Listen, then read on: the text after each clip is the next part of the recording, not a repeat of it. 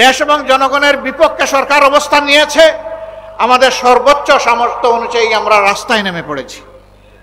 আমরা যখনই একটা মিছিল করতাম আমরা বুঝতাম আজকে আমাদের কয়েকটা লোক খুন হতে পারে, এখান থেকে ধরে নিয়ে গুম করে ফেলতে পারে, গুলি করে পঙ্গু বানায় ফেলতে পারে, মামলা দিয়ে জেলে নিতে পারে।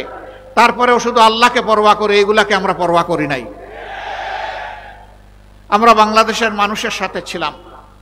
যেখানে এই খরা দুর্ভিক্ষ, যেখানে এই বন্যার থাবা, যেখানে এই বিভিন্ন ধরনের প্রাকৃতিক বিপর্যয় এসেছে, একটা মজলুম সংগঠন হয়েও সবার আগে মানবিক দায়িত্ব পালনের জন্য আমরা আমাদের ভাই বোনদের কাছে পৌঁছে গেছি। আমরা চেষ্টা করেছি পুরা 15.5 বৎসর জুড়ে আমরা এইভাবেই তিলে তিলে চেষ্টা করেছি। ওরা ওগুলোও সহ্য করতে পারে নাই, বিভিন্ন জায়গায় আমাদেরকে হুমকি ধমকি দিয়েছে। বন্যায় দেশ ভাসছে, নিজেরা কিছু করে না, মানুষ জনগণের কাছে যাবে একটু সহানুভূতি ভালোবাসা নিয়ে, সেইটাও সহ্য করে না। আমি আপনাদের এই পাশের জেলা কুড়িগ্রামের রৌমারীতে গেলাম, বন্যায় সেখানে কিছু কাজ করার জন্য। দেখি যে আমার পাশে নেতৃবৃন্দ কি জানি টেলিফোনে শুধু কুসকাস করে। আমি বুঝলাম সামথিং রং। পাশে এনে জিজ্ঞেস করে জানলাম যে থানা থেকে তাদের উপর প্রেসার ক্রিয়েট করা হচ্ছে। কে এসেছেন, কি করছেন, কোথায় যাবেন? আমি তাদেরকে বললাম সব জানিয়ে দিন। জনগণের পাশে দাঁড়ানোর কারণে যদি এখান থেকে আমাকে গ্রেফতার করে, শতবার গ্রেফতার করব, আমি এটা পরোয়া করি না। মানুষ দেখুক, ওরা কিছু করে না, আমরা কিছু করতে গেলে আমাদেরকে করতেও দেয় না। সম্মানিত ভাইয়েরা, এই ধরনের আচরণ পুরাটা সময় জুড়েই আমাদের সাথে করেছে। আমরা তাই বলে কি দমে যাব? আমরা আক্রান্ত আহত হয়ে আমরা আদালতে বিচার পাইনি। এখানে একজন ভাই বলে গেলেন, এই এলাকারই একজন বিচারক, তিনি বলেছিলেন তিনি নাকি শপথবদ্ধ রাজনীতিবিদ।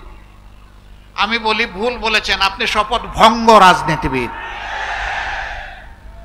আপনি যখন বিচারকের শপথ নেন, সেই শপথে লেখা ছিল কোন রাগ অনুরাগের বশবর্তী হয়ে আপনি কোনো রায় দেবেন না। অথচ আপনি একটি রাজনৈতিক দলের পক্ষ নিয়েছিলেন, আপনি ছিলেন পক্ষপাত দুষ্ট, অতএব আপনি করেছেন আপনার শপথ ভঙ্গ। এই শপথ ভঙ্গের কারণেই তার বিরুদ্ধে ফৌজদারি মামলা হতে পারে।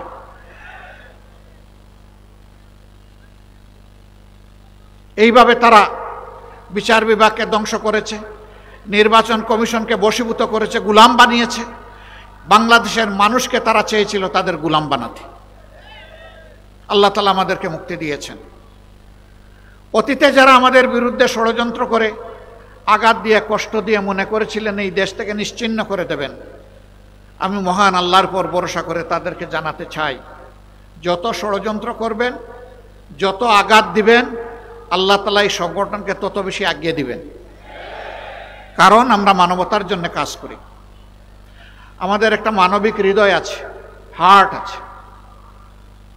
এখানে একজন হিন্দু ধর্মের সম্মানিত নেতা ভাই, একটা কলেজের তিনি অধ্যক্ষ ছিলেন, তিনি বলেছেন এমন একটা বাংলাদেশে আমরা বসবাস করতে চাই যেই বাংলাদেশে আমাদেরকে আর আতঙ্কে থাকতে হবে না। আমি তাদেরকে বলি, কারা আতঙ্কমুক্ত বাংলাদেশ দিতে পারবে সেই দলটাকে খুঁজে বের করুন। যারা এই 54 বছর আপনাদের জমি জমা অবৈধভাবে দখল করে নাই, আপনাদের সম্পদ লুণ্ঠন করে নাই, আপনাদের ইজ্জতের উপরে হাত দেয় নাই, সেই দলকে ইনশাআল্লাহ আপনারা খুঁজে পাবেন। একটু বিবেক দিয়ে, বিবেকের চক্ষু দিয়ে দেখলেই পেয়ে যাবেন। আমি খুব দূরে যাব না, এখন তাকে মাত্র 6 মাস পেছনে যাব। 5 আগস্ট এই দেশে একটা যুগান্তকারী পরিবর্তন হয়েছে। কেউ বলছে গণবিপ্লব, কেউ বলছে গণ অভ্যুত্থান, যে যেভাবেই বলুক, আমরা প্রথম দিন থেকে সচেতন ছিলাম একটা কুচক্রী মহল, বরাবর যাদের খাসলত খারাপ, তারাই আবার সমাজে একটা বিশৃঙ্খলা সৃষ্টি করতে পারে। এই জন্য আমরা আমাদের প্রিয় সহকর্মী এবং দেশবাসীদেরকে আহ্বান জানিয়েছিলাম, অনুরোধ করেছিলাম, মেহেরবানি করে ধৈর্য ধরুন, শান্ত থাকুন, শৃঙ্খলা প্রতিষ্ঠায় সহযোগিতা করুন।